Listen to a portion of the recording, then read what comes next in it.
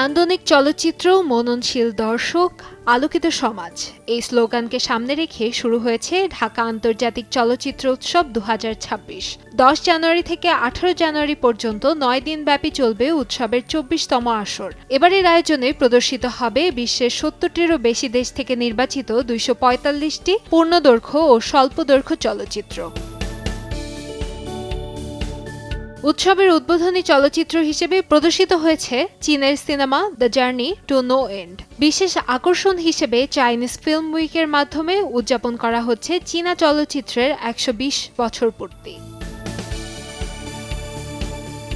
Rainbow চলচ্চিত্র সংসদের উদ্যোগে আয়োজিত এবারের উৎসবে থাকছে মোট ১১টি বিভাগ।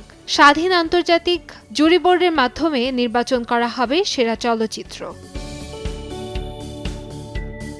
জাতীয় জাদুঘরের মূল মিলনায়তন ও কবি সুফিয়া কামাল মিলনায়তন সহ শিল্পকলা একাডেমি আলিয়াস প্রসেস মিলনায়তন ও স্ট্যামফোর্ড ইউনিভার্সিটি মিলনায়তনে সিনেমা প্রদর্শিত হবে। বাংলাদেশ ট্যুরিজম বোর্ডের উদ্যোগে প্রথমবারের মতো কক্সবাজারের লাবণী বিচ পয়েন্টে অনুষ্ঠিত হবে ওপেন এয়ার স্ক্রিনিং। সপ্তাহ জুড়ে সবার জন্য উন্মুক্ত থাকবে চলচ্চিত্র প্রদর্শনী।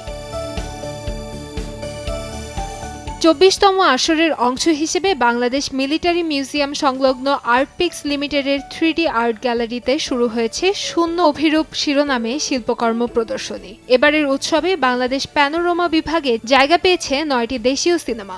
৯ দিনব্যাপী এই আয়োজনে পুরস্কার বিতরণের মধ্য দিয়ে পর্দা নামবে ১৮ জানুয়ারি। কান্তাময়ী স্নেহা, সময় সংবাদ, ঢাকা।